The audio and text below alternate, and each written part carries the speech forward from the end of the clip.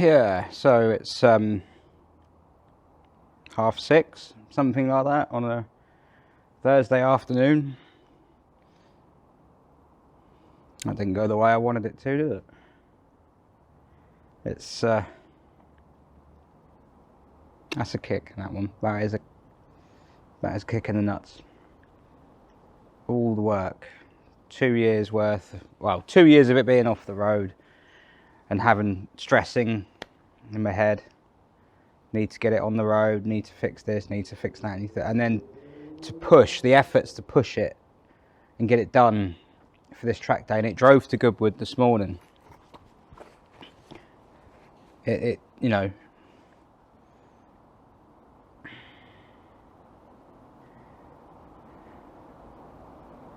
that's a bummer. I'm bummed out. It's, yeah, a roller coaster of emotions, and right now I'm on the, and Magpie has just tried to steal the door mirror off Vecchi. Have it, take it, okay. Yeah, it's been a bit of a roller coaster of emotions, and I'm definitely riding the low at the moment, the high being actually being out on the track. So, story of the day, I didn't finish filming getting the car ready the other night because I ran out of time. This has been such a last minute rush to just try and, you know, make it today, to get it on the road, and it's been, yeah, it really has been a lot of work. And sorry, I'm not really got many words at the moment. It's yeah,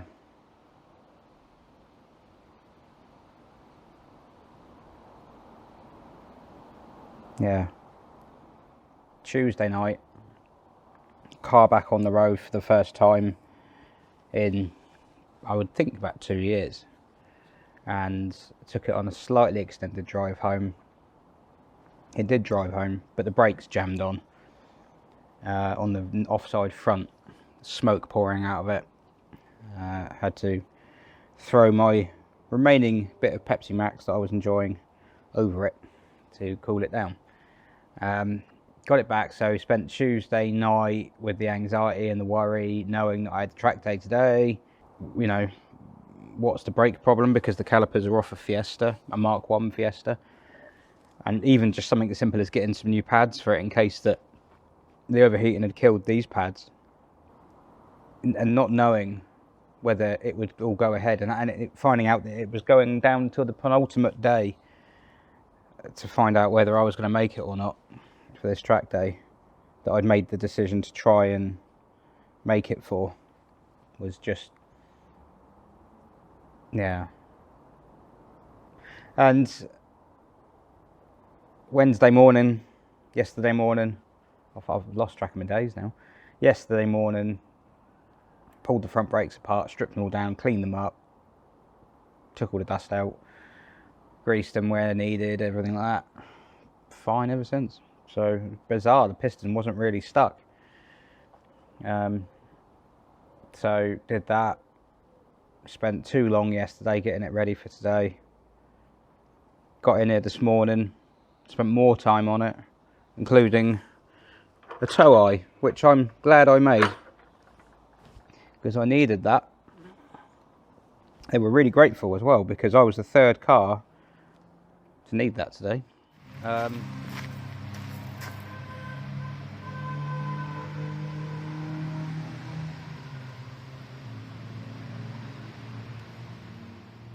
Sorry, I'm really bummed out. So it was a long trip, a long journey, I should say, to get to where I got to. And then Thursday morning came and I psyched myself up to get out there and do it. Hit the road to get to Goodwood. Driving fine, to be honest. If it weren't for the brake issue, there's only 3 issues I've had with this car since it went back on the road. The brakes, which obviously I've sorted. The suspension mods I've done on the back to jack it up a bit, shim the rear suspension. It's taken the preload even higher than it used to be. So this rear springs are now under more tension than they were before, and thus the spring rate has increased, and it's quite stiff. And you think, okay, well, you know, surely you can find a nice damper kind of range there to sit it in. No, because the dampers are topped out, and that's where the problem is. If you go over a bump around a corner and the inside wheel that's drooped because it's leaning drops into a bump, the shock absorber tops out, and you can hear it and feel it, which it wasn't doing before. But I love the height of it, because with the wheel alignment, with the camber reduced on the front, slightly raised ride height, and on the back, and the damper settings I've done, the handling is better than it's ever been. It's a pleasure to drive. The wheel alignment is bang on. It's got a lovely feel to it. So yeah, it was the sticky brakes, it was the fact that the suspension was annoying me, but of course in Goodwood that wouldn't be a problem because it's a track, so it's quite smooth. And the other thing was the main beam telltale light is blinding. Oh, is it blinding? Yeah, I'm gonna have to change that. So you can't flash people at night. I know that sounds bad. So you can't like flash your lights to let someone know that you're there, or to let them go or something, because you get blinded by the blue light on the dashboard. So other than that, absolutely fine. Cooling system, spot on. It's absolutely brilliant. You can watch exactly what it's doing. You've got 2 gauges, you can see exactly what's going on. It got stuck in traffic today in the heat, loads of crashes. Goodwood horse racing was on, loads of, you know, the traffic was a nightmare. I got there late. It did the motorway on the way there, going down the A27, had a bit of space open up in front of me and thought, well, we can read into what I thought, and looked in my rearview mirror at a certain speed and noticed that I had an air brake, because I'd forgotten to do the engine cover up to it. So I know what happens there, so I had to pull over and do that. And then we got to Goodwood, did the driver briefing, had a sausage roll, a very nice sausage roll actually, it has to be said. That really was one of the best sausage rolls I've ever had. Basically had to go and get noise tested, and that was touch and go, because obviously I did my noise test out here the other day. Their noise tester, either mine's wrong or theirs is wrong, but theirs was showing 103, but luckily it was 105 day. It was a loud day, which is weird because there were 10 cars on track at a time, and normally you wouldn't have that on a loud day. You'd have like 4 or 5. So I can only imagine they probably knew it's because they have to have it at 105 for it to be, because some of the cars there were like purebred race cars, but the majority of cars going around weren't. They were just road cars, and some of them were fairly standard road cars at that. So they probably thought, on average, it's going to be quite a quiet day. Not for the breakdown team, but for the noise team. So yeah, I got out. Eventually there was 2 breakdowns before me. Went out onto the track. It's the first time ever, my first track day, my first track driving experience. In a car I'd never really pushed that hard. Yeah, left the pits and away we went.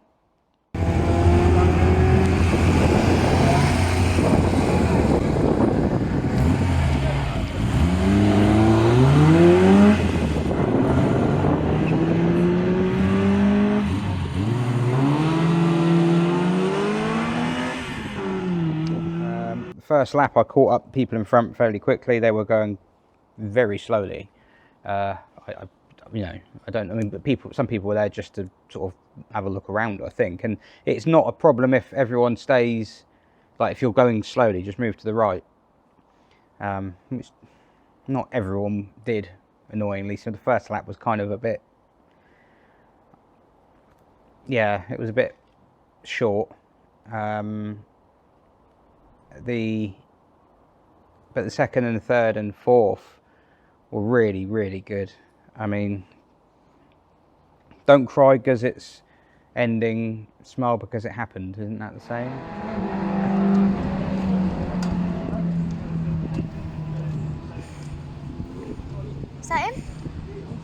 Yeah.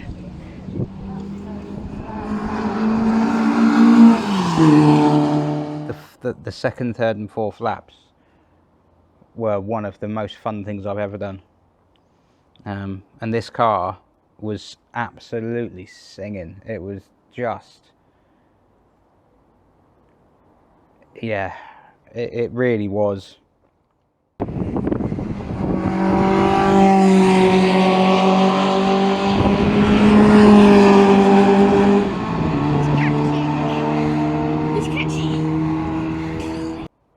It really felt good.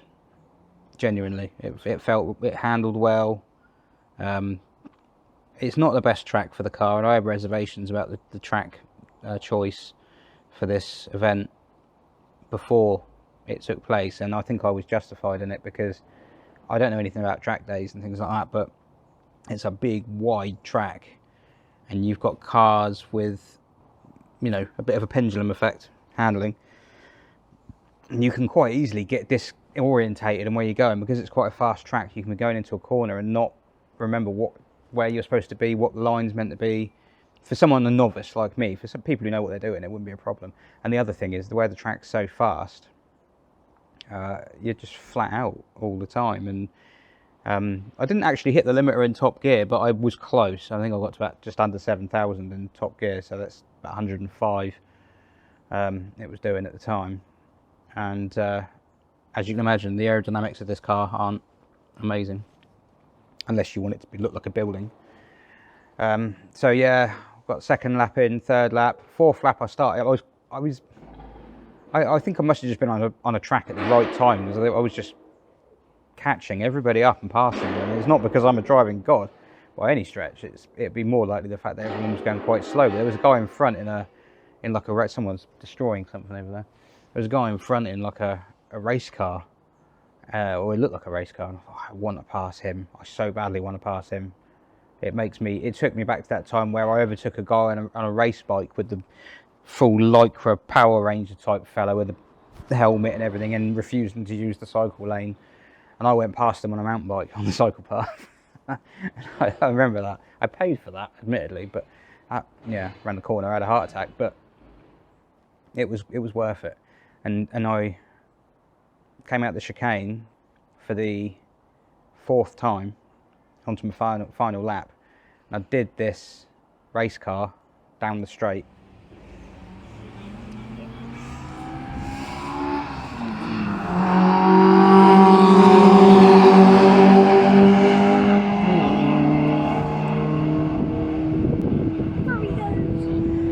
There's a wasp. And then it went. Game over. It wasn't a loss of drive, but it was like someone had yanked the handbrake up. And there was lots of banging and clonking, and the back end pulled me back. So I'm at the end of I'm on the first corner basically on the grass, and I did what they said to do in the briefing. And to be fair, the track guys were absolutely spot on. They just rocked up in a Porsche SUV with a tow rope and towed me back. Not the way I wanted it to end. Towed me back when I got out of the car and said, "I don't know if you'll be able to tow me because I don't think it'll roll." But by that point, it did. Couldn't select gears. Gear shift's gone completely. Clutch is fine. It was gear shift. Towed it back and it towed okay. Took it back to the paddock area. They abandoned me in the area they take the cars to that are broken. And then after 5 minutes or so, started it up and it drove. I managed to limp it back to its bay. And then while it was in that bay, I mean, I measured the temperature of the gearbox. Took me an infrared thermometer. Measured the temperature of the gearbox after it had been parked for about 25 minutes, and it was still 65C. So I can imagine. I don't know what's happened exactly, but I think what's happened is I'm 90% sure it's diff related. Doesn't explain why I'm struggling to change gear, but I don't know how this gearbox works. There could be a reason for that. Gear selection is poor. It's making a whining noise at high revs. I mean, to be fair, it did give me a clue on the track.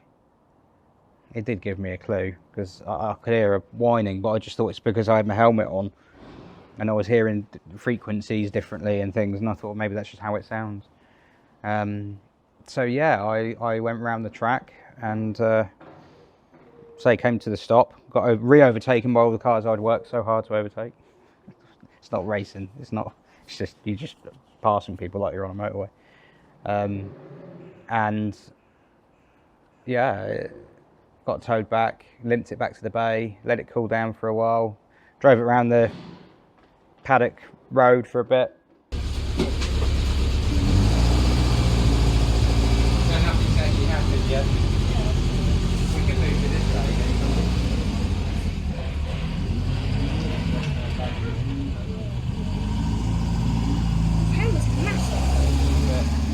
And it is driving, as you can see, it's backed in, but it's not right.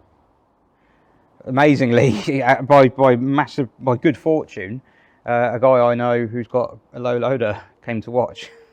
He just turned up. He was on a job and he sort of swung by and he saw a load of imps go by. He thought, oh, it must be the imp track day. I'll go in and watch that. And he happened to have his truck with him, so that was very lucky, because I got a lift back off of that. I mean, it drove, but when you come off the throttle and when you put load on as well, at times the noises out the gearbox aren't healthy. So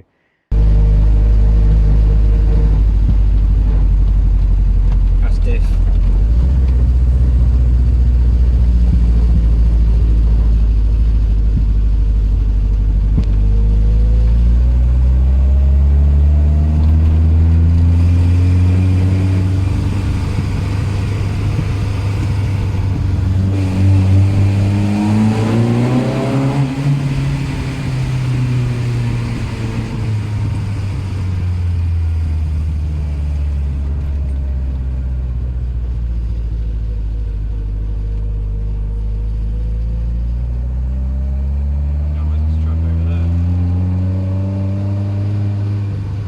That gearbox has got to come out, unfortunately, which basically means engine out, which isn't that hard to do, admittedly, but when you've just done all the stuff I've done, it's a bit of a ball ache. But then that engine bay needed sorting out anyway, didn't it? So maybe that gets brought forward, or maybe after however many hours and hours and hours and weeks of stress and neglecting everything else I've got to do to get this ready for today, it ends up being on the road for one day, plus like the other night.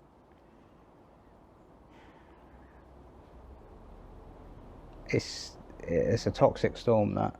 It's a tough deal to take. It's not like I've been driving the car around all year enjoying it and then took it out today and had a problem. Yeah, it's the first day back on the road. So why did it happen, or what happened? Well, I had a chat with a mate on the way home who's fairly experienced with track cars and race cars and things, and doing track events and stuff. And he's got a Mini he takes out, and he makes a lot of good points. The gearbox obviously getting worked a lot harder on the track. I never thought it would. I always thought that the gearbox would get a harder time on the road because you're doing, you know, bumps, junctions, traffic. You know, you're using every gear, but that's not the case because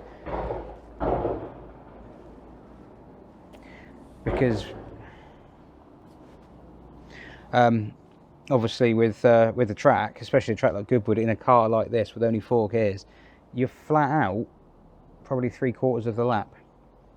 That's a long time to be flat out. That's a long time to have wide open the throttle. We don't normally do that on the road. Quite often back off, unless you've got a 2CV maybe. So not a good kind of track day for an Imp, admittedly. Not an ideal track for an Imp. You know, a track where you're off the power mode. Apparently Brands Hatch is quite a kind one to Imps. Yeah, a tricky one. A tricky one to take. I think a combination of the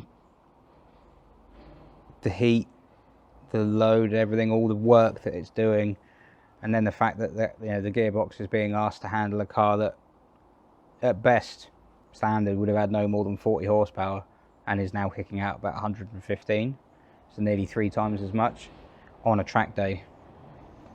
Something had to give, didn't it? And it's done 2,500 miles on the road, and it's been fine. So, in standard guise, if you like, if I would repair this gearbox and just put it back together again, then it's no on the track days. It's road use only. It may be that there are better ways of making it stronger for the for track use. You can you can put a cradle on the diff. A gearbox oil cooler would be a good idea. Some sort of pump or something to cool the oil down. Yeah. There is an element of, I thought that might happen. It was inevitable, putting the 1600 engine on the Imp transaxle, but on the road it's been fine. It's just the track finished it off, I think. The only other thing I could possibly think of is that yesterday I changed, day before yesterday, I changed the gearbox oil. Didn't I? I think I filmed. Did I film it? I can't remember, because I'd lost taken the half shafts out, dry flanges. So I thought, well, rather than top it up, I'll empty it out and do it again. Give it a fresh change. I never had that problem on the old oil. Could be coincidence. It was the right spec and everything, but so yeah, unfortunately, that's where the journey ends. And then to cap it all off, I saw Meg, the 16 valve BX that I had to end up selling a while back. It's gone through the person who said they were going to restore it, and they've bailed out and they sold it to someone who wanted the engine. That person has now put it on eBay because they've decided they haven't got time to take it apart, but it's pretty unlikely, isn't it, that car? And now I feel rubbish about that as well, so yeah, I can't really end this one on a happy note, I'm afraid. The laps I did were amazing. I don't mean they were amazingly good, they were poor at best, but they were amazingly fun, huge fun, and I want to do more track days. I've waited until I'm this age to do one. It's ridiculous. For someone who likes motorsport and tracks and cars and everything like I do, it's ridiculous. This is the first one I've done, but that's not the car for it. So, TVR? I suppose one of the weird things is that I'd overlooked what the actual problems could be. I was so obsessed with what kind of problems this car might develop on a day like today that I didn't even consider other stuff. Like, I was thinking it would be something along the lines of an electrical fault because we'd just done all the wiring on it, or a suspension fault because I've had the suspension apart, or brake caliper season again, or something to do with some of the work I've done in this last couple of years. But for it to be something that would have happened regardless, it would have just happened. I mean, these gearboxes die when they're in Imp, connected to Imp engines. I know the first thing I'm doing when I'm in here tomorrow is cleaning. I mean, it's the rush that I was working in. I don't even look. Look at the state of this. Look.